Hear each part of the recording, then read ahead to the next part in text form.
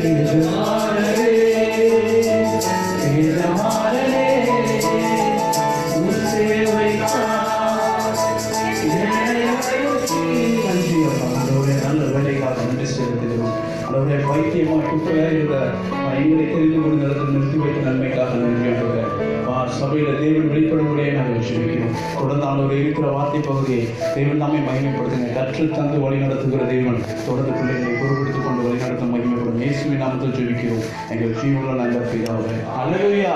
ஹல்லேலூயா. கர்த்தருடைய நாமம் மகிமைப்படுவதாக. எடுத்து வாசிக்கலாம். கலாத்தியர் 4ஆம் அதிகாரம் 1வது வசனம். பின்னும் நான் சொல்லுகிறது என்னவெனில், சுதந்திரவாளியானவன் எல்லாவற்றுக்கும் எஜமானாயிருந்தும் அவன் திருப்பிள்ளையாய் இருக்கும் காலமளவும் அவனுக்கும் அடிமையானவனுக்கும் வித்தியாசம் இல்லை. ஹல்லேலூயா. கர்த்தருடைய நாமம் மகிமைப்படுவதாக. நான் சொல்லுகிறது என்னவெனில், சுதந்திரவாளியானவன் எல்லாவற்றிலும் எஜமானனாயிருந்தும் அவன் சிறு பிள்ளையாய் இருக்கும் காலம் அளவும் அவனுக்கும் அடிமைக்கும் வித்தியாசம் இல்லை. ஹல்லேலூயா. நாம் எல்லாரும் ஆண்டவராகிய இயேசு கிறிஸ்துடைய இரத்தத்தினாலே கழுவப்பட்டு தெரிந்து கொள்ளப்பட்ட சந்ததிகள். ஹல்லேலூயா. நாம் இயேசு கிறிஸ்துவுக்கு சுதந்திரவாளிகள். ஹல்லேலூயா. எத்தனை பேர் நம்புறீங்க? எஸ், எனக்கு அந்த நம்பிக்கை உண்டு. நான் இயேசு கிறிஸ்துவின் சுதந்திரவாளி. சுதந்திரவாளினா என்ன? வாரிசு. அவருடையதெல்லாம் என்னுடையது. அப்படிதான் நம்மளாம் நினைச்சிட்டு இருக்கோம். ஹல்லேலூயா. வசனத்தில் பவுல் கலாத்திய சபைக்கு சொல்லும் பொழுது, கலாத்திய சபையில் இருக்கிற விசுவாசிகளுக்கு சொல்லும் பொழுது சொல்லுகிறார், சிறு பிள்ளையா இருக்கும் காலம் அளவும் எஜமானனா இருக்க வேண்டியவனுக்கும் அடிமைக்கும் வித்தியாசம் இல்லை. ஹல்லேலூயா. ஹல்லேலூயா. நான் இயேசு கிறிஸ்துவுடைய பிள்ளை, அவருடைய வாரிசு, அவருக்குள்ளதெல்லாம் எனக்கு, அவர் எனக்காகவே எல்லாம் செய்தார் என்று சொல்லுகிற உங்களுக்கும் எனக்கும் அந்த அதிகாரத்தை எடுத்துக்கொள்வதற்கு ஒரு வித்தியாசம் வேண்டும். அது என்ன வித்தியாசம்? அடிமைக்கும் எனக்கும் உள்ள ஒரு வித்தியாசம். அடிமைக்கும் எனக்கும் அந்த இடத்துல சொல்லப்பட்ட வித்தியாசம், குழந்தைகளாக இருக்கும் அளவுக்கும் அடிமைக்கும் உனக்கும் எனக்கு வித்தியாசம் இல்லை. ஹல்லேலூயா. இன்று நாம் ஆண்டவருடைய பிள்ளைகள் தான். ஆனால் ஏதோ ஒரு விஷயத்துல அடிமைப்பட்டு கிடக்கலாம், ஏதோ ஒரு விஷயத்துல வளராமலே இருக்கலாம். அவருடைய பாவ கட்டுகள் நம்மளை இன்னும் அடிமையாகவே சிறு குழந்தையாக வைத்திருக்கும். வேண்டாம், அந்த அளவுலாம் வேண்டாம், இந்த அளவு போதும்.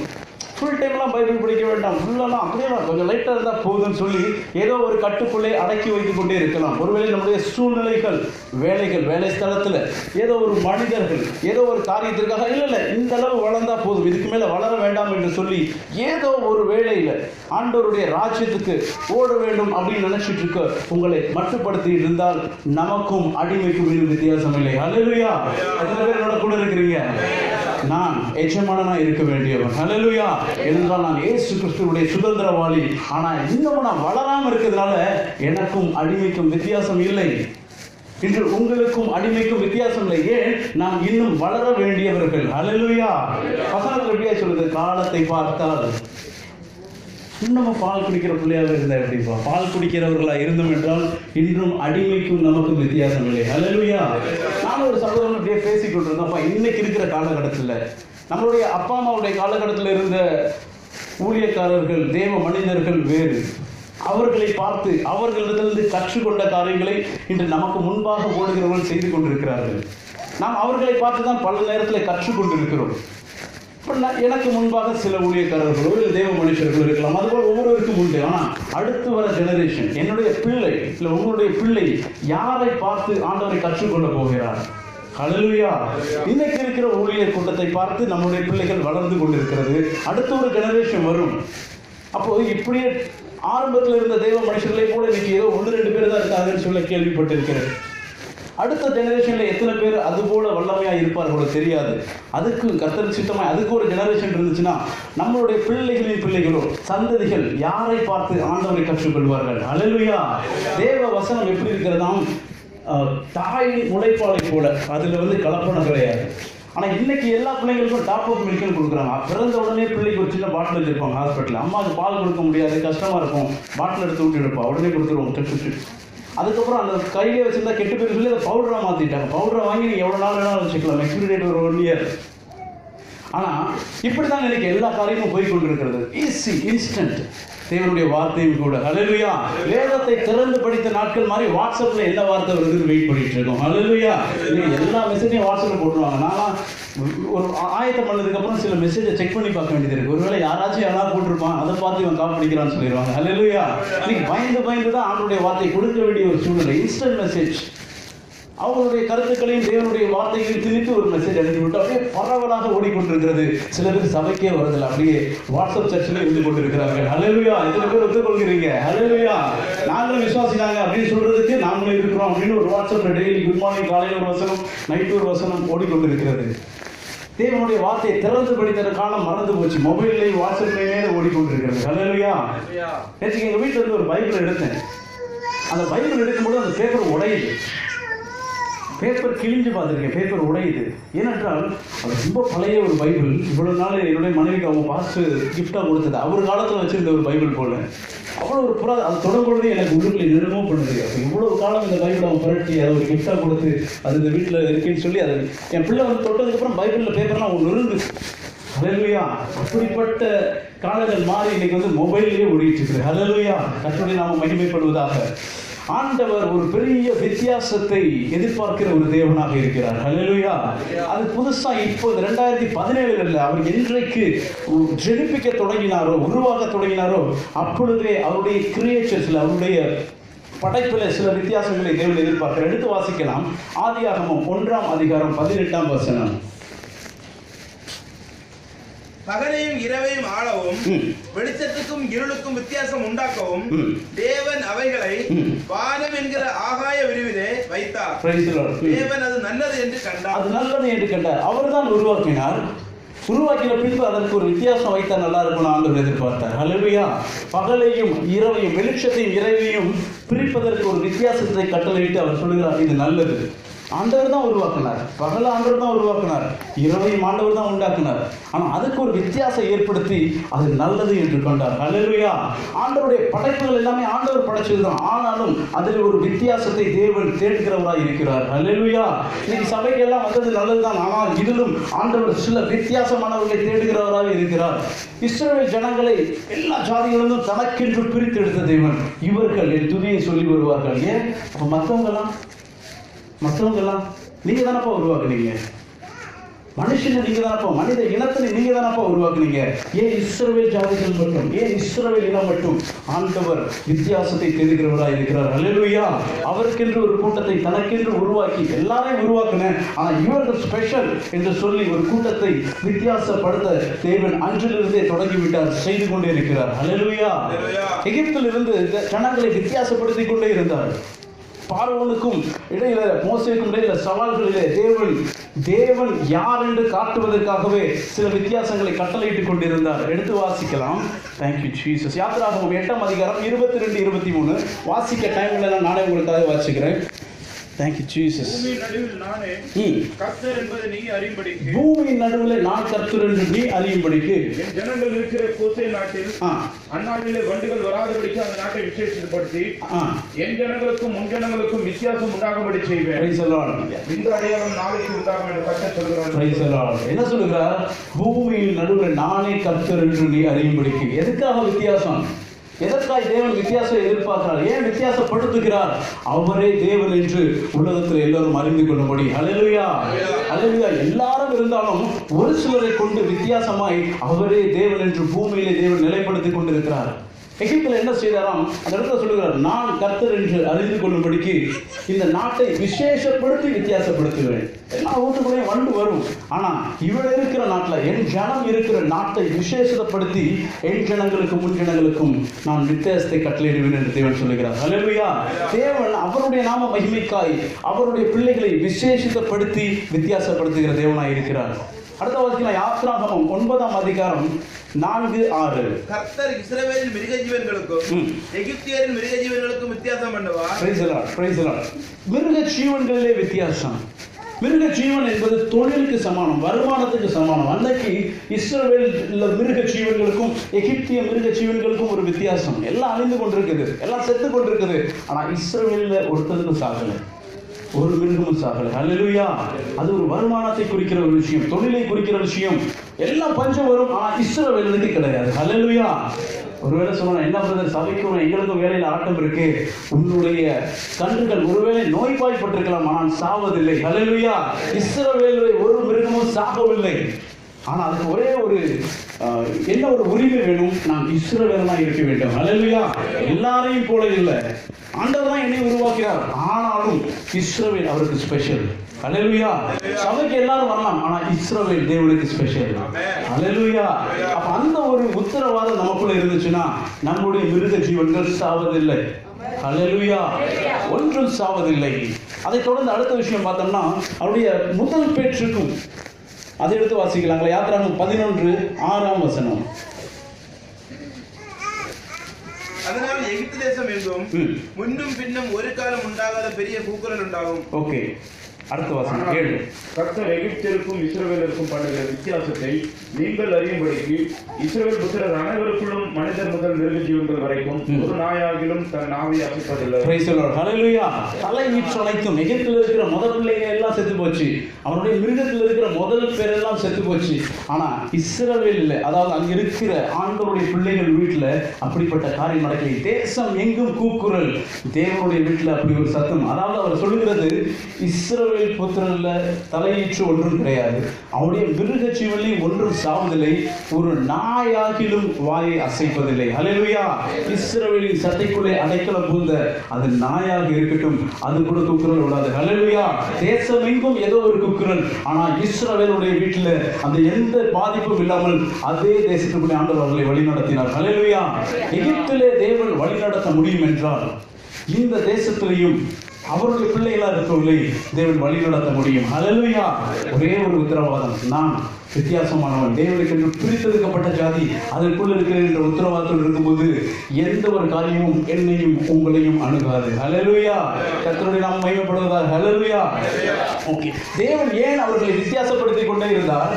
அவர் கர்த்தர் என்று பூமி அறியும்படி, அவர் கர்த்தர் என்று எகிப்து அறியும்படி இன்று உங்களையும் என்னையும் தேவன் நிச்சயமாகவே வித்தியாசப்படுத்துவார். ஏன்? நாம நல்லா இருக்கணும் என்பதற்காக மாத்திரம் இல்ல, அவர் அந்த இடத்துல மகிமைப்படணும். ஹல்லேலூயா. எல்லாரும் கீழே விழுறாங்க, நான் நிற்கிறேன், ஏனென்றால் தேவனுடைய நாம மகிமைக்காக. ஹல்லேலூயா.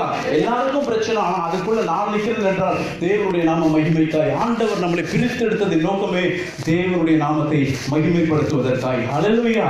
ஓகே, கர்த்தர் அவர் வித்தியாசப்படுத்தி கொண்டே இருக்கிறார். அது மாத்திரமல்ல, அவர்கள் எகிப்திலிருந்து வெளியில கொண்டு வந்து விட்டார். எங்களுடைய பிதாக்களை எல்லாம் வெளியில கொண்டு வந்து எங்களுக்கு பிரித்தெடுத்த சந்ததின்னு சொல்லி அநேக நேரம் நாம் ஜெபம் பண்ணி கொண்டிருக்கிறோம். ஆண்டவர் வித்தியாசம் படுத்துகிறது மாத்திரமல்ல, நம்மளை வித்தியாசமா இருக்கவும் கற்றுத் தந்திருக்கிறார். ஹல்லேலூயா. ஆரோன் அவர்களை வழி நடத்தக்கூடிய ஆசாரியனாய் இருந்தான். அவனிடத்தில் ஆண்டவர் ஒரு வார்த்தையை சொல்லுகிறார். லேவியராகமம் 10ஆம் அதிகாரம் 8வது வசனம் படிக்கலாங்களா? 8:11. கர்த்தர் ஆரோனை நோக்கி, நீயும் உன்னோடு கூட உன் குமாரரும் சாகாதிருக்க வேண்டுமானால் ஆசரிப்பு கூடாரத்திற்குள் பிரவேசிக்கிற பொழுது திராட்சரசத்தையும் மதுவையும் குடிக்க வேண்டாம். பரிசுத்தம் உள்ளதற்கும் பரிசுத்தம் இல்லாததற்கும் தீட்டுள்ளதற்கும் தீட்டில்லாததற்கும் வித்தியாசம் பண்ணும்படிக்கு. ஆசாரியரை கூப்பிட்டு இப்போ அந்த ஜனங்களை பிரிச்சு எடுத்துட்டார் ஆண்டவர். பிரித்தெடுத்த ஜனங்களை இன்னமும் சில காரியங்களை பிரிப்பதற்கு கற்று தருகிறார் ஆசாரியன் மூலமா. என்னவாம்? பரிசுத்தம் உள்ளதற்கும் பரிசுத்தம் இல்லாததற்கும், தீட்டு உள்ளதற்கும் தீட்டு இல்லாததற்கும் என் ஜனங்களுக்கு மோசேக்கு நான் கொடுத்த நியாய பிரமாணத்தை என்னுடைய ஜனங்களுக்கு போதிப்பது உன்னுடைய நித்தியமா இது ஒரு கட்டளையா இருக்கும். ஹல்லேலூயா. ஆசாரிய வேலை என்னவாம்? பிரித்தெடுத்த ஜாதிகளுக்கு, பிரித்தெடுத்த அந்த கூட்டத்திற்கு சொல்லிக் கொடுக்க வேண்டியதும் இது பரிசுத்தம், இது பரிசுத்தம் இல்லை, இது கர்த்தருக்கு அருவருப்பு, இது தீட்டான ஒரு விஷயம், இது தீட்டு இல்லை என்று சொல்லி பரிசுத்த ஜாதிக்கு சொல்லிக் கொடுக்கும்படியாய் ஆசாரியனுக்கு கட்டளை இடுகிறார். ஹல்லேலூயா. ஹல்லேலூயா. அவர் இந்த பிரித்தெடுத்த ஜனங்களை பிரித்து அவர்களை உயர்த்துவது மாத்திரமல்ல, ஏதோ ஒன்றை அந்த ஜனங்களிடத்தில் எதிர்பார்த்து கொண்டிருக்கிறார். ஹல்லேலூயா. மற்ற ஜனங்களுக்கெல்லாம் இல்லாத ஒரு ஸ்பெஷல்.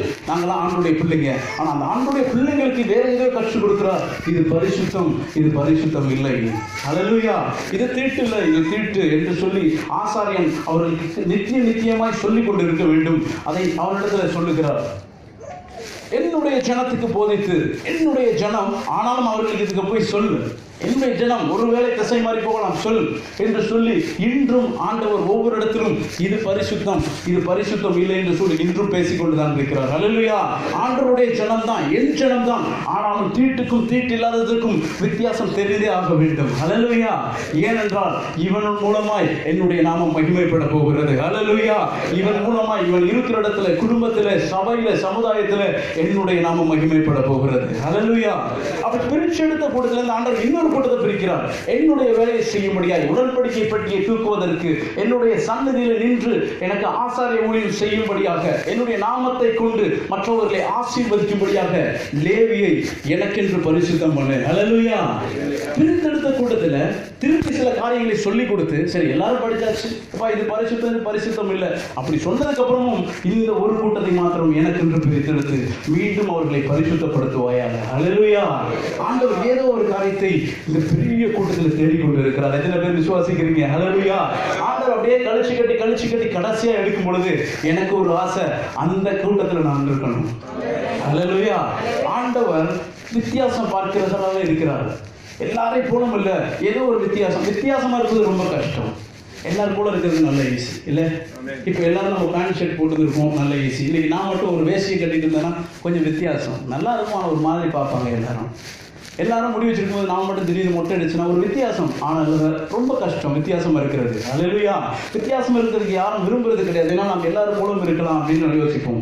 சில பேர் பப்ளிசிட்டிக்காக வித்தியாசமா இருப்பாங்க, அது இல்லை, கர்த்தருக்காக வித்தியாசமா இருப்பது. ஹல்லேலூயா. கர்த்தர் சொன்னது போல் வித்தியாசம் இருப்பது கொஞ்சம் கஷ்டம் தான். ஆனாலும் அப்படி செய்கிறவனை கொண்டு தேவன் பலத்த காரியத்தை செய்ய முடியும். ஹல்லேலூயா. கர்த்தருடைய நாம மகிமைப்படுவதாக. ஒரே ஒரு வசனத்தை வாசிக்கலாம். Thank you Jesus. என்னாகமம் 8ஆம் அதிகாரம் 14ஆம் வசனம். இப்படி நீ லேவியரை இஸ்ரவேல் புத்திரரிலிருந்து பிரித்தெடுக்க கடவாய். லேவியர் என்னுடையவர்களாய் இருப்பார்கள். லேவியர் என்னுடையவர்களாய் இருப்பார்கள். என்னுடையவர்களாய் இருப்பார்கள் அப்படின்னா என்னது? தேவனுடையவர்கள், கிறிஸ்துவை உடையவர்கள். ஒருவன் கிறிஸ்துவை உடையவனாய் இருக்கணும்னா என்ன வேண்டுமா? கிறிஸ்துவினுடைய ஆவி உடையவன் தான் கிறிஸ்துவை உடையவன். ஹல்லேலூயா. எத்தனை பேருக்கு கிறிஸ்துவின் ஆவி இருக்கிறது? ஹல்லேலூயா. எல்லாம் உற்சாகமா சொல்லுங்களேன், பலமா. ஹல்லேலூயா. இப்போ இன்னைக்கு காலகட்டத்தில் 2 ஆவி இருக்குது, 2 பல ஆவிகள் இருக்குது. காதுல கேட்கிறது. கிறிஸ்துவனுடைய ஆவி ஒரு சிலருக்கு, கிறிஸ்தவ ஆவி எல்லாருக்கும். எத்தனை பேருக்கு புரிஞ்சுச்சு? ஹல்லேலூயா. கிறிஸ்துவனுடைய ஆவி கிறிஸ்துவை உடையவன். கிறிஸ்தவ ஆவி அது கிறிஸ்தவத்துக்குள்ள சுற்றி கொண்டு இருக்கும். ஹல்லேலூயா. என்னட்ட ஒருத்தவங்க வந்து கேட்டாங்க, அன்னைக்கு உங்களை சென்ட் ஆண்ட்ரூஸ்ல பார்த்தேன், அது கிறிஸ்டியன். அப்போ நான் கேட்டேன், ஆமாம் நானும் தான் உங்களை பக்கத்து சர்ச்சுக்கு போனீங்கன்னா, I not Christian, I'm Catholic. Sorry for this. அதாவது அவங்க சொல்றது அது கேத்தலிக்னு தப்பான வார்த்தை கிடையாது, அதோடைய உள்ளான அர்த்தம் சபை என்று அர்த்தம். அவங்க சொல்றாங்க, இல்லை வி ஆர் கேத்தலிக், நீ கிறிஸ்டின். எனக்கு ஒன்றும் புரியல, யாரும் பிலிப்பினர் சொன்னாங்க அந்த மாதிரி. ஒருவேளை அவங்க ஊரில் அப்படி சொல்லி பழக்கப்படுத்தி இருக்கலாம். இன்று நாம் அவர்களை விட்டுருவோம். நாம் கிறிஸ்துவை உடையவர்கள் எத்தனை பேர், கிறிஸ்தவ ஆவியோட எத்தனை பேர் சுற்றி கொண்டு இருக்கிறோம்? ஹல்லேலூயா, ஹல்லேலூயா. வாழமுள்ளான சபை எல்லா காரியத்துக்கும் ஓடிக்கொண்டிருக்கிறது. கிறிஸ்துவுடைய ஆவி என்று நிச்சயமாய் சொல்ல முடியாது, அது கிறிஸ்தவ ஆவி. ஹல்லேலூயா. கிறிஸ்துவை உடைய ஆவியை தனியாய் கண்டெடுக்க முடியும். ஹல்லேலூயா. தனியாய் அடையாளம் காட்ட முடியும். கிறிஸ்துவின் ஆவியை உடையவன் கிறிஸ்துவை உடையவன். ஹல்லேலூயா. இவர்கள் என்னுடையவர்கள் என்று லேவி கோத்திரத்தை சொன்னார், இஸ்ரவேலை அல்ல. இவர்கள் என்னுடையவர்கள் என்று லேவி கோத்திரத்தை பரிசுத்தப்படுத்தி என்று சொன்னார். ஹல்லேலூயா. அவன் கிறிஸ்தவனை, அதாவது கிறிஸ்தவ ஆவியுடையவன் அல்ல, கிறிஸ்துவின் ஆவியை உடையவன். ஹல்லேலூயா. பிரித்து எடு அப்படின்னு சொன்னாலும் என்ன அர்த்தம்? இந்த ஜனங்களை எனக்கு என்று பிரித்து எடுத்தேன், மற்ற ஜனங்களை காட்டணும். எப்படி எடுத்து அப்படியே நேரா பரலோகத்துக்காக? இல்லை இல்லை இல்லை, எடுத்து பரிசுத்தப்படுத்தி அவருடைய ஆவியை வைத்து திரும்பியும் அதே கூட்டத்தில் உணர விடுவதுதான் கிறிஸ்துவின் பெரிய நோக்கமாக இருக்கிறது. ஹல்லேலூயா. நம்மை கூப்பிட்டு பரிசுத்தப்படுத்தி ஆசீர்வதித்து ஆண்டவர் பிரித்து எடுப்பதென்றால் உலகத்தை விட்டு பிரித்து எடுப்பதில்ல, பிரித்தெடுக்கப்பட்ட ஒரு வாழ்க்கையை உலகத்திலே மற்றவர்களுக்கு மத்தியிலே வாழும்படியாகவே தேவன் நம்மை தெரிந்து கொண்டிருக்கிறார். எத்தனை பேர் வச்சுக் கொண்டிருக்கிறீங்க? ஹல்லேலூயா. ஒத்துக்கொள்றதுனால எத்தனை பேர் அதற்காய் தங்களை தாங்களே ஆயத்தம் பண்ணி கொண்டிருக்கிறீங்க? ஹல்லேலூயா. ஆண்டவருடைய ஆவி எனக்குள்ள இருக்குது, அது எதற்காக எனக்குள் இருக்குது? நம்முடைய நோக்கத்தை, பர்பஸை தெரிந்து கொண்டோம் என்றால் நிச்சயமாகவே நாம் கிறிஸ்துவை உடையவர்களாக இருக்க முடியும். ஹல்லேலூயா. கர்த்தருடைய நாம மகிமைப்படுவதாக. அடுத்த ஒரு வசனத்தை வாசிக்கலாம். கலாத்தியர் 1:15. அப்படி இருந்தும் நான் என் தாயின் வயிற்றில் இருந்தது முதல் என்னை பிரித்தெடுத்து நம்முடைய கிருபையினால் அழைத்த தேவன். என்னுடைய இப்போ என்ன செய்தாரா? அந்த டைம்ல இஸ்ரவேலை பிரித்தெடுத்தார். இஸ்ரவேலிருந்து லேவி கோத்திரத்தை பிரித்தெடுத்து அவர்களை பணிகளை செய்ய வைத்தார். புதிய ஏற்பாட்டுக்குள்ள வரும்பொழுது அவர் போய் வெளியிலலாம் தேடல, தாயின் வயிற்றுக்குள்ள இருக்கும் பொழுதே தேர்ந்தெடுத்துக் கொண்டார். ஹல்லேலூயா. இவன் எனக்கு இப்படியும் இஸ்ரவேல போய் பறக்க மாட்டான், அதனால என்ன பண்றாரு? தாயின் வயிற்றில் இருக்கும் பொழுதே தெரிந்து கொண்டார். ஹல்லேலூயா. அந்த விசுவாசம், நான் இங்கே வந்து தான் கிறிஸ்தவனான, இங்கே வந்து தான் பேப்டிஸ்ட் எடுத்தேன், காலேஜில் போய் தான் ஆண்டு தெரிஞ்சு கொண்டேன், நான் வேற மதத்தில் வேற ஜாதியில் இருந்தேன் அப்படிலாம் சொல்கிறாங்க. இது மாத்திரம் நமக்கு உத்தரவாதமாக தெரியணும். நான் வேற ஒரு மதத்தில் பிறந்தேன், வேற ஒரு ஜாதியில் பிறந்தேன், வேற இடத்துல வந்து தான் இயேசுவை தெரிந்து கொண்டேன், ஆனால் தேவன் என்னை தாயின் கர்ப்பத்திலே முன்குறித்தார். ஹல்லேலூயா. நான் என்னமோ தெரிந்து கொண்டது இங்கே வந்து தான், ஆனால் தேவன் என்னை கர்ப்பத்தின் உள்ளே தெரிந்து கொண்டார். எத்தனை பேர் விசுவாசிக்கிறீங்க? என்னப்பா எல்லாரும் கேட்டுருக்கீங்க? ஹல்லேலூயா. எல்லாருமே வா, கர்த்தருடைய நாமம் போய்ப்படும். எதற்காக தாயின் கர்ப்பத்தின் உள்ளே என் எலும்புகள் உருவேற்படுவதற்கு முன்பாகவே எதற்காக என்ன தெரிந்து கொண்டீங்க? எல்லாரும் கேட்டுக்கணும். எதற்காக அவர் தெரிந்து கொள்ளணும்ல? நான் புற ஜாதி கீழே கிடந்தவன், மனிதர்களால் புறக்கணிக்கப்பட்டவன், தள்ளப்பட்டவன், இவன் எதுக்கு யூஸ் ஆக மாட்டான். அப்பியரன்ஸை வந்து சிரிப்போம், இவன் என்ன குட்டை கருப்பாக இருக்கும், இவன் மேலே வதைக்கு போடும். ஹல்லேலூயா. இவன் ரொம்ப ஹைட்டாக இருக்கான், இவன் செட் ஆக மாட்டான், மாற்றி போடுவோம். வேலைக்கு எடுக்கும் பொழுது பிசிக்கல் அப்பியரன்ஸ். ஹல்லேலூயா. தாய் கர்ப்பத்தில் இப்பவே இப்படி தாய் கர்ப்பத்தில் ஷேப்பில் வந்திருப்போம். ஹல்லேலூயா. எதற்காக உள்ளே வந்தார்? எதற்காக தெரிந்து கொண்டார்? ஹல்லேலூயா. இஸ்ரவேலை தனக்காய் தெரிந்து கொண்டார், லேவியை தனக்காய் தெரிந்து கொண்டார். தாய் கர்ப்பத்துக்குள்ளே வந்து என்னை எதற்காய் தெரிந்து கொண்டார்? ஹல்லேலூயா.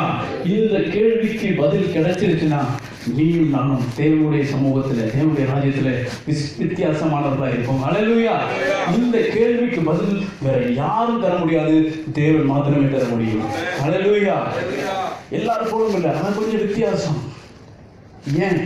தேவனுக்காய் என்னை தெரிந்து கொண்ட நோக்கம் வித்தியாசம். எல்லாரும் போடல, வித்தியாசம்.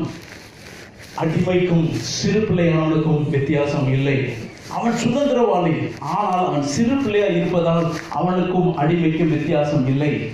அவன் சுதந்திரவாளி, நீங்களும் நானும் சுதந்திரவாளி, ஆண்டவருடைய பிள்ளைகள், ஆண்டவருடைய காரியத்திற்கு தெரிந்திருக்கப்பட்டவர்கள். ஆனா இன்னும் சிறு பிள்ளையாக இருப்பதனால மற்றவனுக்கும் உங்களுக்கும் வித்தியாசம் இல்லை. ஹல்லேலூயா, ஹல்லேலூயா. அவன் வளர்ற வரைக்கும் அவன் வெயிட் பண்ணுவார் சொத்தை கொடுக்கிறதுக்கு. இன்னும் கொஞ்சம் வளர்ந்து தேர்கிறது, வசனம் இப்படி சொல்லுது, நீ கற்று தேர்கிறது மற்றவர்களுக்கு தெரியணும். ஹல்லேலூயா. நீ ஆண்டவருக்காக ஆண்டவரை தேற்றிக் கொண்டிருக்கார் என்று மற்றவர்கள் தெரிந்து உன்னுடைய தேவனை ஆராதிக்க வர வேண்டும். ஹல்லேலூயா.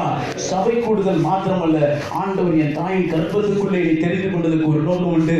வெறும் சபையை மாத்திரம் நான் அட்டன் பண்றதுக்கு இல்லை, ஆண்டவர்கிட்ட வந்து இந்த இடத்துல மகிமைப்படுத்திட்டு போறதுக்கு மாத்திரமல்ல, அதை காட்டிலும் பெரிய நோக்கம் என்னை கொண்டு கொண்டு. ஹல்லேலூயா.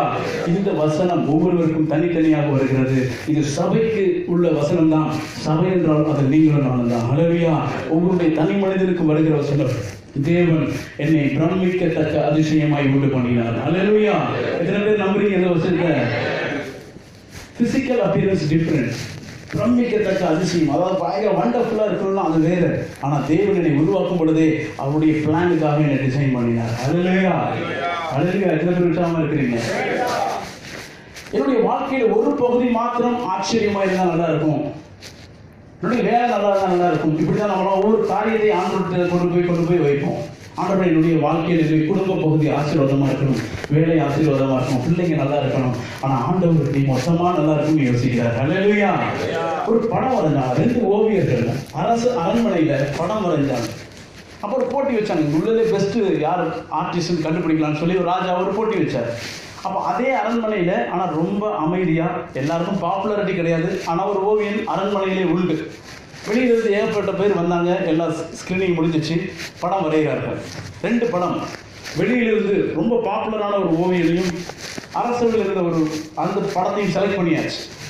இப்போ ராஜா தான் நடுவர் போய் பார்க்க போகிறார். போனதுக்கப்புறம் ஸ்க்ரீனை திறக்கிறாங்க. அப்போ ஒரு அம்மா படத்தை வைத்துக் கொண்டு நிற்கிற மாதிரி ஒரு படம். ராஜா அந்த படத்தை கொஞ்ச நேரம் பார்த்துக்கிட்டே இருக்காரு. பார்த்துட்டு இருக்கும்போதே ஒரு 2 காக்கா 2 குருவி வந்து அந்த படத்தை கொத்த ஆரம்பிச்சிருச்சு. படம் தான், ஆனால் குருவி ஏமாந்துருச்சு, காக்கா ஏமாந்துருச்சு. ராஜா முடிவு பண்ணிட்டார், இதுதான் பெட்டர் ஆப்ஷன். காக்கா குருவியே ஏமாந்துச்சு, அது எப்படி ஒரு படமா இருக்கும், கூப்பிடுங்க, அதனால கூப்பிட்டு ப்ரைஸ் கொடுங்க அப்படின்னு. பின்னாடி சேவர ராஜா நம்ம அரண்மனையிலே ஒருத்தர் இருக்கிறான், அவன் வித்தியாசமானவன், யார்ட்டையும் அதிகமாக வச்சுக்கிறது இல்லை, ஆனால் அவனும் ஒரு படம் வரைஞ்சிருக்கான், வந்து பாருங்க. இங்கே இருந்தாலும் எனக்கு தெரிஞ்சிருக்குமே இப்போ அவ்வளோ நாள் இல்லையா, அவனோடதே நாங்கள் ஸ்க்ரீன் பண்ணி எடுத்து வச்சிருக்கிறோம். ராஜா போனார், திரை மூடி கிடக்குது. அப்போ ராஜா நின்று சொன்னார், திரையை தொடரப்பா. அவனும் பேசாமல் அப்படின்னா எல்லாரும் பேசாமல் இருக்காங்க. திரையை தொடங்கடா, தொடரல. இவ்வளோ நேரம் சொல்லிட்டு இருக்கேன், என்ன பண்ணிட்டு இருக்கீங்க பொழுது ஓவியம் பவ்யமாய் சொன்னானாம், ஐயா அது திரை கிடையாது, அது என்னுடைய ஓவியம் என்று. ஹல்லேலூயா. எத்தனை பேருக்கு புரிஞ்சிச்சு? அங்கே திரை கிடையாது, அது ஓவியம் தான். குருவி ஏமாந்தது முக்கியம் இல்லை, ராஜாவே ஏமாந்து போனான். ஹல்லேலூயா. தத்ரூபம் என்பது ஒரு சிலரை மாத்திரம் நம்ப வைப்பது அல்ல. ஹல்லேலூயா. அது உலகத்தை நம்ப வைப்பது. ஹல்லேலூயா. நீ வித்தியாசமானவனா இருந்தால் இந்த உலகம் உன்னை நம்பும். ஒரு பகுதி மாத்திரம் நம்புதுன்னா நம்ம கிட்ட ஏதோ ஒன்று இருக்கு, ஆண்டவர் கிருபை உண்டு, நம்மளை அதிசயமாய் படைத்தார், சபை நம்மளை நம்பும். ஹல்லேலூயா. தான் நம்மளுனாலதான் இப்படி கொடுத்துருக்காங்க. போப்பா போய் பேசுப்பா, உள்ளான இருதயம் தெரியாது, அவங்களுக்கு ஒரு பகுதி தான் தெரியும். ஆனா தேவன் நம்மை உலகம் முழுவதும் நம்புறமா மாத்துறவர். ஹல்லேலூயா. என்னை உருவாக்குறதுக்கு ஒரு நோக்கம் உண்டு. சபையில பிரசங்கம் பண்றது மாத்திரம் அல்ல, சபையில வந்து மாத்திரம் மற்றும் பர்ஃபார்மன்ஸ் பண்றது மாத்திரம் அல்ல. ஹல்லேலூயா. உலகத்திற்காக உன்னையும் என்னையும் தாயின் கர்ப்பத்தில் பிரித்தெடுத்தார். ஹல்லேலூயா. சபையில மாத்திரம் தேவனை மகிமைப்படுத்துவதற்கல்ல, இந்த உலகமே உன்னை நம்ப வேண்டும். ஹல்லேலூயா. ராஜா நம்பினான், ராஜாவுடைய கண்களை நம்ப முடியல. அப்படி ஒரு தத்ரூபம். உண்மை என்றால் அது காக்கா குருவிகளை ஏமாத்துறதுல மனுஷர்களையும் அது கண்ணை மறைக்கும். அதான் உண்மை. ஹல்லேலூயா. மனுஷர்களும் தெரிந்து கொள்ளட்டும், ஆண்டவரின் தாயின் கற்பத்திலே பிரமிக்கத்தக்க அதிசயமாய் உண்டு பண்ணினது ஏதோ ஒரு சின்ன விஷயத்துக்காக அல்ல, காக்கா குருவிகளுக்காக அல்ல, அது மனித கூட்டத்திற்காக. ஹல்லேலூயா. அவருடைய ராஜ்யத்துக்கு நிறைய பெரிய கூட்டத்தை திருப்பும்படியாகவே என்னை தாயின் கற்பத்திலே தெரிந்து கொண்டார் என்பவர்கள் மாத்திரம். Thank you Jesus. ஒரு சில கைகள் உயர்ந்தது. கர்த்தருடைய நாம் மகிமைப்படுவதாக. நீ ஒருவேளை வேலை செய்து கொண்டிருக்கலாம், ஆனால் அந்த இடத்துல இயேசுவை அடையாளம் காட்டுவதற்காகவே உனக்கு அந்த வேலையை கொடுத்திருக்கிறார். ஹல்லேலூயா. நம்ம சுற்றி ஒரு கூட்டம், ஒரு இன்ஃப்ளூயன்ஸால் நம்ம ஒரு கூட்டம் வந்து நம்ம பின்னாடி வந்துகிட்டு இருக்கும். அந்த இன்ஃப்ளூயன்ஸ், அந்த டேலண்ட்டை நம்ம கூட வைத்ததுக்கு ஒரு பெரிய நோக்கம், நான் கிறிஸ்துவை இந்த இடத்துல அடையாளம் காட்டணும். ஹல்லேலூயா.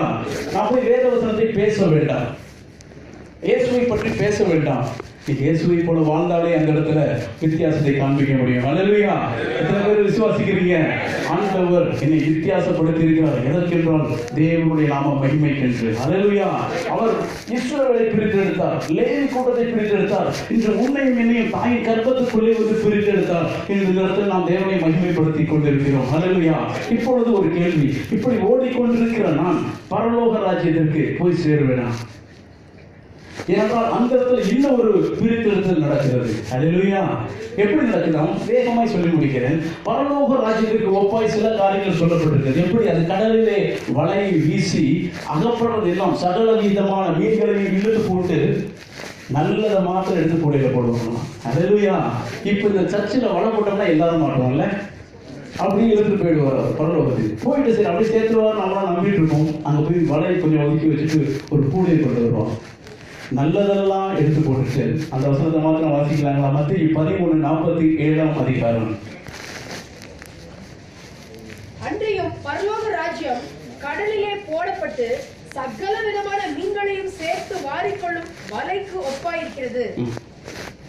அது நிறைந்த போது அதை கரையில் இழுத்து உட்கார்ந்து நல்லவைகளை கூடைகளில் சேர்த்து, நல்லவைகள் கூடைக்கு போகும், ஆகாதவைகளை எரிந்து போடுவார்கள். ஹல்லேலூயா. ஆகாதவைகளை கடலுக்குள்ள போட்டாலும் திருப்பி தப்பும், எரிந்து போடுவார்கள். ஹல்லேலூயா. அப்ப அந்த இடத்துல பரலோக ராஜ்யத்திற்கு ஒப்பாய் சொல்லப்பட்டிருக்கிறது. போட்டோம்னா மீன் எல்லாம் மாட்டும், அந்த மீன்லையும் நல்ல மீன், ஆகாத மீன் என்று சில மீன்கள் இருக்கும் போல. ஹல்லேலூயா. அடுத்த ஒரு காரியம் வந்து மேய்ப்பன். மத்தேயு 25:32 சொல்லுகிறது, மேய்ப்பன் ஆனவன் செம்மறி ஆடுகளையும் வெள்ளாடுகளையும் பிரிக்கிறது போல். மேய்ப்பனானவன் யாரு? ஆடு மேய்க்கிறவன். அவன்கிட்ட 2 விதமான ஆடுகளும் உண்டு. ஆண்டவர் தான் எல்லாரையும் சுசித்தார், உருவாக்கினார். ஆனாலும் மேய்ப்பனானவன் எல்லா மந்தையை கூட்டி கொண்டு போயிட்டு அந்த இடத்துல நின்று பிரிப்பானா, நீ செம்மறி ஆடு, நீ வெள்ளாடு. அல்லேலூயா. எப்பா உங்க பின்னாடி தானப்பா வந்துட்டு இருந்த, நீங்க தானப்பா தீனி போட்டீங்க. மேய்ப்பன்னு சொல்லி பின்னாடியே வந்தோமே. ஆனா பரலோகத்துல போகும்போது தீனி போட்டேன், ஆனா பரலோகத்துல போகும்பொழுது நீ இந்த கேட்டகரியில் இருந்தால் மாத்திரம் தான் உள்ள வர முடியும். அல்லேலூயா. அந்த இடத்துல ஒரு பிரித்தெடுத்தல் நடக்கிறது. விதைக்கிறவன் எல்லாத்தையும் விதைப்பாராம். கோதுமையும் களையல்ல, பதரையும் தூற்றுக்கூடையில் தூற்றுவார்கள். ஒரே இடத்துல கோதுமையும் வளரும், பதரும் வளரும். அப்ப கேட்கணும், நீ தானப்பா விதையை போட்ட? நான் தான் போட்டேன், ஆனா எனக்கு கோதுமை தான் வேணும். அல்லேலூயா. பதரையும் தூற்றுக்கூடையில வைத்து தூற்றி அந்த பதரை தூக்கி போட பரவாயில்ல, அக்கினியில் அவிப்பார்கள். அல்லேலூயா. அப்போ அந்த இடத்துல ஒரு பிரித்தெடுத்தல் நடக்கிறது. அப்ப ஆண்டவர் உன்னை மேலையும் கொடுத்து வேற ஏதோ ஒரு காரியத்தை வைத்திருக்கிறார். அல்லேலூயா. அப்படியே பிரித்தெடுத்து எல்லா காரியம் இந்த பிரித்தெடுத்தல் நடக்கும் அப்படி என்று எனக்கு தெரிந்துவிட்டால் நான் அதன்படி ஓடி இருப்பேன். அல்லேலூயா. நான் அதன்படியே ஓடி இருப்பேன். இவ்வளவு நாள் ஓடி கடைசியில அப்ப உங்களுடைய நாமத்தினாலே தீர்க்க தரிசனம் சொன்னோம், பிசாசுகளை துரத்தினோம், நோயாளிகளை சுகமாக்கினோம், ஆனா கதவை சாத்திட்டீங்கன்னு சொல்லும் பொழுது தேவன் சொல்லுகிற ஒரு விஷயம், எல்லாம் பண்ணீங்கப்பா, என்னுடைய சித்தத்தின்படி செய்யல. ஹல்லேலூயா. நான் உன்னை கொண்டு என்ன செய்ய வேண்டும் என்று உன்னை டிசைன் பண்ணணும், அந்த விஷயத்தை நீ செய்ய வேண்டும். ஹல்லேலூயா. Because you are created for something different. ஹல்லேலூயா. எத்தனை பேர் ஒத்துக்கொள்றீங்க? எல்லாரும் போல பாட முடியாது, கர்த்தருக்கு ஸ்தோத்திரம், அது நம்மளுடைய டிசைன் இல்லை. எல்லாரும் போல பேச முடியாது, அது என்னுடைய டிசைன் இல்லை. ஆனா எல்லாரும் செய்ய முடியாத ஒன்றை உன்னால செய்ய முடியும். ஹல்லேலூயா. அது என்னையாலையும் செய்ய முடியும். அது ஆண்டவர் உனக்கு வைத்த யூனிக் கேரக்டர். அதை கொண்டு தேவனை மகிமைப்படுத்து. ஹல்லேலூயா. அது நிச்சயமாகவே வெள்ளிக்கிழமை காலையில மாத்திரமல்ல, எந்த இடத்திலையும் என்னால் செய்ய முடியும். ஏனென்றால் ஆண்டவர் எனக்கு கொடுத்த உரிமை, எனக்கு கொடுத்த தாளந்து, எதற்காய் தாய் கர்ப்பத்திலே அந்த விஷயத்தை எனக்குள்ளே வைத்தார், அவர் தேவனாம மகிமைப்படுவதற்காக. ஹல்லேலூயா. ஹல்லேலூயா.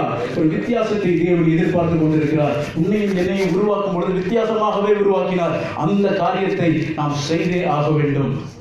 இன்று நாம் அநேகரை பார்த்து கொண்டு ஓடுவதனால நம்முடைய ஓட்டம் தடுமாற வாய்ப்புகள் உண்டு.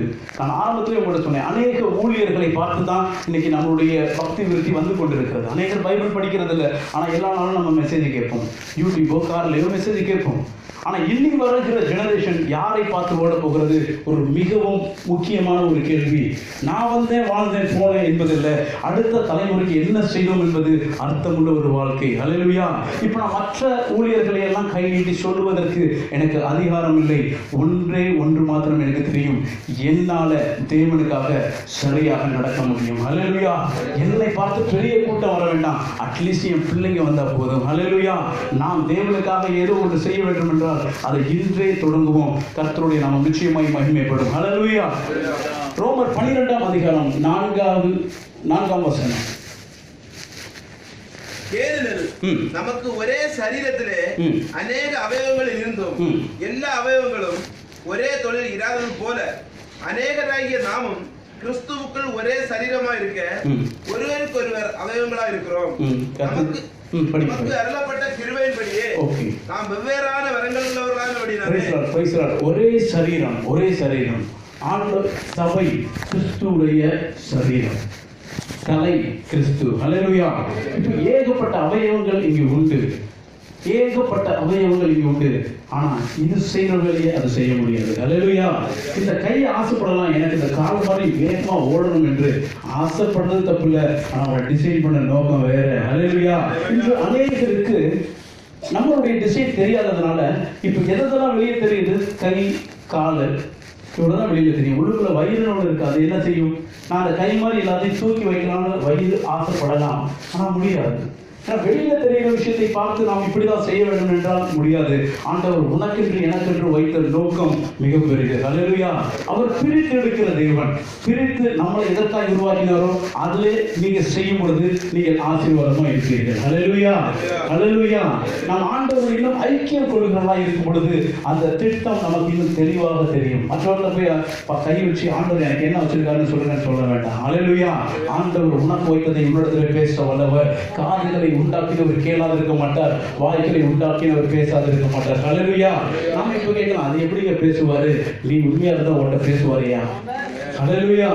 பேசுவார். என் தகப்பன் என்ற பேசணும், மற்றவங்க பேசணுமோ, அவர் பேசும்போது நீங்க எல்லாம் கேட்கணும் அவசியம் இல்லை. என் தகப்பன் இடத்துல பேசுவார். ஹல்லேலூயா. எனக்கும் அவருக்கும் உறவு சரியா இருந்தா நாம பேசுவோம். கர்த்தருடைய நாம மகிமைப்படுவதாக. Thank you Jesus. கிரியோன் ஒரு போராட்டத்துக்கு போகும்பொழுது பல அடையாளங்களை கேட்டுக்கொண்டு போறான். இந்த இடத்துக்கு போகும்பொழுது ஒரு போருக்கு போகிறான். எல்லாரும் கிளம்பி வந்துட்டாங்க. 32,000 பேர் அவனோட போருக்கு கிளம்பினார்கள். கிதியோனோடு கூட அடையாளத்தை பெற்றுக்கொண்டவனோடு கூட 32 பேர். அப்ப ஆண்டவர் மெதுவா அவனுடைய காதல போய் சொல்லுகிறது, கூட்டம் பெருசா இருக்குது, பயமும் திகிலும் இருக்கிறவங்க மட்டும் கிளம்பி போக சொல்ல வேண்டாம், இவ்வளவு வேண்டாம். அவனுக்கு ஒன்றும் புரியல. அப்ப தைரியம் இல்லாம எவ்வளவு பேர் கிளம்பி வந்திருப்பாங்கன்னு சொல்லி இருந்தாலும் ஆண்டவர் சொல்லிட்டாருன்னு சொன்னா, அப்ப யாராச்சும் பயம் திகில் அந்த தயவுசெய்து கிளம்பிருங்கப்பா சொன்ன மாத்திரத்துல 20,000 பேர் ஓடிட்டாங்க. எத்தனை பேர் கூட இருக்கிறீங்க? போருக்கு போறோம் நல்லா தெரியும், சபைக்கு தான் போறோம் நல்லா தெரியும், ஆண்டவரை பார்க்க தான் போறோம் நல்லா தெரியும். கிளம்பி வந்தது 32,000 பேர். ஹல்லேலூயா. இப்ப ஆண்டவர் சொல்றாரு, அப்பா ஒருவேளை பரிசுத்தம் இல்லாம ஏதாச்சும் அப்படி பண்ணிட்டு இருந்தீங்கன்னா தயவுசெய்து கிளம்பி போயிருங்க அப்படின்னு சொல்லும் பொழுது 20,000 பேர் காலி. ஹல்லேலூயா. நல்லா தெரியும் போருக்கு போனா தைரியம் வேணும் என்று சொல்லி, ஆண்டவரை பார்க்க போனா பரிசுத்தம் வேணும் என்று சொல்லி, ஆனாலும் 20,000 காலி. ஹல்லேலூயா. ஹல்லேலூயா. நம்ம எந்த இடத்துக்கு போறோம் நமக்கு தெரிஞ்சுனா we can equip ourselves. அதுபடி நம்மளால போக முடியும். இப்போ ஆண்டவர் பின்னாடி ஒரு சேனலுக்கு ஜாயின் பண்ணியாச்சு, ஆண்டவருடைய ராஜ்யத்துக்காக ஓட போறோம்னு சொல்லி ஜாயின் பண்ணியாச்சு. அப்படிங்கும் பொழுது அந்த ஜேர்னிக்கு என்னென்ன வேணுமோ அதெல்லாம் நம்ம கிட்ட வேணும். ஹல்லேலூயா. ஓகே, 20,000 பேர் போனதுக்கு அப்புறம் ஒரு 22,000 ஓடிட்டாங்க, 10,000 இருக்குது. இப்பவும் சொல்றாரு கூட்டம் கொஞ்சம் அதிகமா தெரியுது. அதனால என்ன பண்ணலாம், இது ஒரு சின்ன டெஸ்ட் வைப்போம். நேரம் போய் எல்லாரும் தண்ணி குடிக்க சொல்றேன்னு சொல்லி எல்லாரும் போனார்கள். தண்ணி குடிக்கும் பொழுது ஒரே ஒரு சின்ன விஷயத்தை சொன்னார், எவனெல்லாம் கையிலே அள்ளி நாயை போல் நக்கி குடிக்கிறானோ அவனை மாத்திரம் பிரிச்சிரு, எவனெல்லாம் முழங்கால் போட்டு தண்ணி குடிக்கிறானோ அவனை தனியாக பிரிச்சிரு. அப்படி பிரிக்கும் பொழுது 300 பேர் கையிலே அள்ளி நாயை போல நக்கி குடித்தார்களாம். இப்போ நான் யோசிச்சேன், நாய் எப்படி தண்ணி குடிக்கும்? எத்தனை பேர் பார்த்துருக்கீங்க நாய் தண்ணி குடிச்சு? ஹல்லேலூயா. கர்த்தருடைய நாம மகிமைப்படுவதாக. நாய் தண்ணி குடிச்சாலும் அதோடைய பார்வை மேலே இருக்கும். ஹல்லேலூயா. எந்த நாயாச்சும் கீழே பார்த்தே குடிச்சு பார்த்தீங்களா? நாட்டை நக்கிட்டு போனா கண்ணு மேலே பார்த்துட்டே தான் இருக்கும். ஹல்லேலூயா. மற்றவங்களாம் போய் அப்படி டப்பால் முழங்கால் போட்டு குடிக்க ஆரம்பிச்சிட்டாங்க, அவனுடைய தேவைகளை சந்திக்க ஆரம்பித்தான். ஆனால் இவனுக்கு போக வேண்டிய தரிசனம் எதை நோக்கி போய்கிட்டு இருக்கும்னு தெரியும். தண்ணி அள்ளி குடித்தாலும் அவருடைய பார்வை மேலே இருந்தது. அவனை தனியாக பிரிச்சார்கள். ஹல்லேலூயா. தண்ணி குடிக்கலாம், அள்ளி தானே போய் குடிக்கணும், நீ ஏன் நக்கி குடிக்கிற, பைத்தியக்காரனா நீ அப்படின்னு கேட்டிருப்போம். ஹல்லேலூயா. நிச்சயமா கேட்டிருப்பான். ஒருவேளை நான் அந்த கூட்டத்தில் தான் கேட்டிருப்பேன், பைத்தியமான நீ தண்ணி குடிச்சா நல்லா குடுறா, அப்பதானே தாகணும். ஆண்டவர் பைத்தியங்களை தேடிக்கொண்டிருக்கிறார். ஹல்லேலூயா. Thank you Jesus. பலவான்களை வெட்கப்படுத்தவே பலவீனரை தேவன் தெரிந்து கொண்டாரே, ஞானவான்களை பைத்தியமாக்கவே பைத்தியங்களை தேவன் தெரிந்து கொண்டாரே, பலவான்களை வெட்கப்படுத்தவே பலவீனரை தேவன் தெரிந்து கொண்டாரே, ஞானவான்களை பைத்தியமாக்கவே பைத்தியங்களை தேவன் தெரிந்து கொண்டாரே. ஹல்லேலூயா. பைத்தியமா இருக்க ஆசைப்படுறீங்க? பைத்தியமா இருந்தா ஆண்டவர் தூக்குவார். ஹல்லேலூயா. ஒவ்வொருவரையும் ஏன் பைத்தியமா அப்படின்னு யாராவது சொன்னாங்கன்னா சந்தோஷப்படுங்க. ஹல்லேலூயா. இன்னைக்கு இல்லாட்டி இன்னைக்காச்சும் ஆண்டவர் நீ தேவைப்படுவார். ஹல்லேலூயா. யார் உன்னை வேணாலும் கீழே தள்ளுறாங்களோ, ஏன்னா அவர் போய் கன்ஸ்ட்ரக்ஷன் பண்ற இடத்துல போய் தேட மாட்டான், கொட்டி வச்சுக்கிறத தேடுற தெய்வம். ஹல்லேலூயா. நீ தான் கட்டிட்டு இருக்கியப்பா, நீ விட்டு நீ வேணாலும் போட்டது நான் எடுத்து நான் கட்டிக்கிறேன்னு சொல்லுகிற தெய்வம். ஹல்லேலூயா. தள்ளப்பட்ட கல்லை தான் தேவன் மூளைக்கல்லாய் மாற்றுகிறவர். ஹல்லேலூயா. நீ வித்தியாசமாகவே உருவாக்கப்பட்டாய். ஒருவேளை இந்த கூட்டத்தில் உன்னால சேர்க்க முடியாததான் வெளியில தள்ளுவோம். ஏன் கல்லை தூக்கி போடுறான்? இந்த கல்லை கொண்டு எதுக்குமே யூஸ் இல்லை, வித்தியாசமா இருக்கியா, சரியா வித்தியாசமா இருக்குது, நார்மலா இருக்கிறியா நீ அப்படின்னு கேட்டுருந்தாங்கன்னா சந்தோஷப்படுங்க. ஹல்லேலூயா. வித்தியாசமா இருப்பது கடினம். Don't fear about being different. தனியா வித்தியாசமா இருக்கேங்கிறதுக்காக பயப்படாத, நானும் எல்லாரும் மாதிரியே இருக்குங்கிறதுக்காக பயப்படுங்க. ஹல்லேலூயா. என்னப்பா நானும் எல்லாரும் மாதிரியே இருக்கிறேன், இதுக்காகவா என்ன தூக்கிட்டு வந்தீங்க? ஹல்லேலூயா. அவர் உன்னை கரம் பிடித்ததற்கு ஒரு பெரிய நோக்கம் உண்டு, அது சீக்கிரமாய் முடிக்கலாம். We are prepared, we are made for some unique purpose. இதுதான் கடைசி. ஹல்லேலூயா. தேவன் உன் தாயின் கற்பத்துக்குள்ளே வந்து உன்னை தெரிந்து கொண்டதற்கு ஒரு வித்தியாசமான நோக்கம் உண்டு. இது தனிப்பட்ட ஒருவரும் தேவனை சந்திக்கும் போது தெரியும். இந்த அபுதாபியில் நான் பார்த்த ஒரு வித்தியாசமான ஒரு விஷயம், ஆனால் ஊர்லேயே கேட்டிருக்க விஷயம். ஓடமும் ஒரு நாள் வண்டியில் ஏறும், வண்டியும் ஒரு நாள் ஓடத்தில் ஏறும் அப்படின்னு கேள்விப்பட்டிருக்கேன். ஹல்லேலூயா. பிக்கப்பில் கப்பலை கொண்டு போவாங்க, அந்த ஸ்டீம் போட்டை இங்கே கொண்டு போகிறாங்க. பிக்கப் வந்து ரோட்டில் ஓடுறதுக்காக கண்டுபிடிக்கப்பட்டது, மேட் ஃபார் ரோடு. ஆனால் பின்னாடி ஒரு பெரிய ஸ்டீம் போர்டு பார்த்துருப்பீங்களா, அதுக்கு 4 வீல் வச்சு ஓட்டிகிட்டே இருப்பாங்க. அதிசயமாக தான் இருந்துச்சு இந்த ஊரில் வந்து பார்க்கும்பொழுது. But actually purpose is totally different. Pickup for road, steam boat for sea. Hallelujah. எல்லாம் ஒன்றா இருக்குன்றதுக்காக we cannot miscalculate. வண்டி இழுத்துட்டு போகணும், இவ்வளோ அந்த பிக்கப்பை காட்டிலும் 15-20 மடங்கு அதிகமான விலையாக இருக்கும். ஆனால் இது அது இருக்க வேண்டிய இடத்துல இல்லாததுனால அந்த பிக்கப் இழுத்துட்டு போகும். ஹல்லேலூயா. அதுக்காக பிக்கப்பும் கவலைப்பட வேண்டாம், ஸ்டீம் போட்டு கவலைப்பட வேண்டாம். ஹல்லேலூயா. உண்டாக்கினவருக்கு தெரியும். கொண்டு போவான், கடலுக்கு போனதுக்கப்புறம் பிக்கப்புக்கு வேலை இல்லை. ஹல்லேலூயா. ஸ்டீம் போட்டு உள்ளே இறங்கும். இதை காட்டிலும் 54 ஸ்பீட் இட் வில் கோ. ஹல்லேலூயா. முயலும் ஆமையை நமக்கு தெரியும், முயல் வேகமா ஓடுது வேகமா ஓடுதுன்னு சொல்லி கொடுத்தாங்க. அதே முயலையும் ஆமையை தூக்கி தண்ணீரை போட்டு பாருங்க, முயலை காட்டிலும் ஆமை வேகமா ஓடும். ஹல்லேலூயா. நீ ஒருவேளை ஆமையாக இருக்கலாம், ஒருவேளை தண்ணீரில் ஓடாத ஓடமாக இருக்கலாம், ஆனா ஆண்டவர் ஏற்ற நேரத்திலே உன்னை உயர்த்துவார். Don't forget your purpose. ஹல்லேலூயா. ரோட்லயே இருக்கேன்னு சொல்றதுக்காக போட்டு மனசை விட்டுற வேண்டாம், தண்ணிக்குள்ள வந்தா நீ தான் வேகமா ஓட முடியும். ஹல்லேலூயா. ஆண்டவர் உன்னை உருவாக்கினதுக்கு ஒரு பெரிய நோக்கம் உண்டு. காலம் தாமதிக்கலாம், ஆனால் சீக்கிரத்திலே தரிசனம் நிறைவேறும். ஹல்லேலூயா. உன்னை தாயின் கர்ப்பத்துக்கு உள்ளே வந்து எடுக்க தெரிந்த தேவனுக்கு உன்னை உயர்த்தவும் தெரியும், உபயோகப்படுத்தவும் தெரியும். எத்தனை பேர் என்னோட கூட இருக்கிறீங்க? என்ன சூழ்நிலை இருந்தாலும் சரி, இஸ்ரவேலுக்கும் எகிப்தியனுக்கும் ஒரு பெரிய வித்தியாசம் உண்டு. ஹல்லேலூயா. இஸ்ரவேலுக்கும் லேவிக்கும் ஒரு பெரிய வித்தியாசம் உண்டு.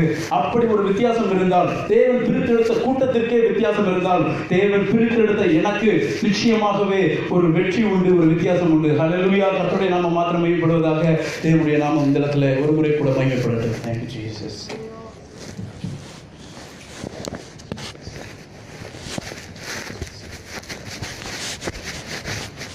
ஹல்லேலூயா. கர்த்தர் எகிப்தியருக்கும் இஸ்ரவேலருக்கும் பண்ணுகிற வித்தியாசத்தை நீங்கள் அறியும்படிக்கு இஸ்ரவேல் புத்திரர் அனைவருக்குள்ளும் மனிதர் முதல் மிருக ஜீவன்கள் வரைக்கும் ஒரு நாயாகிலும் தன் நாவை அசைப்பதில்லை. ஆமென். ஹல்லேலூயா. நீங்களோ உங்கள் அந்தகாரத்தினின்று தம்முடைய ஆச்சரியமான ஒளியிடத்திற்கு வரவழைத்தவருடைய புண்ணியங்களை அறிவிக்கும்படிக்கு தெரிந்து கொள்ளப்பட்ட சந்ததியாயும் ராஜரிகமான ஆசாரிய கூட்டமாயும் பரிசுத்த ஜாதியாயும் அவருக்கு சொந்த ஜனமாயும் இருக்கிறீர்கள். ஆமென். ஹல்லேலூயா, ஹல்லேலூயா.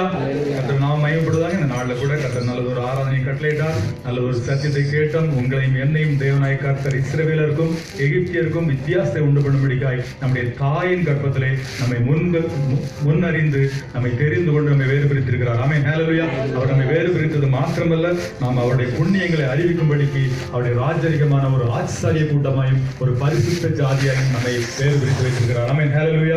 அந்த பரிசுத்தத்தோடு கூட நாம் அப்படியாக கர்த்தருக்கு என்று சொல்லி ஆராதனை செய்வோம். கர்த்தர் உங்களை ஆசீர்வதிப்பார். ஆமென். ஹல்லேலூயா. அந்த யாவருக்கும் நன்றி செலுத்துகிறேன். இப்பொழுது நாம் யாவரும் எழுந்து நின்று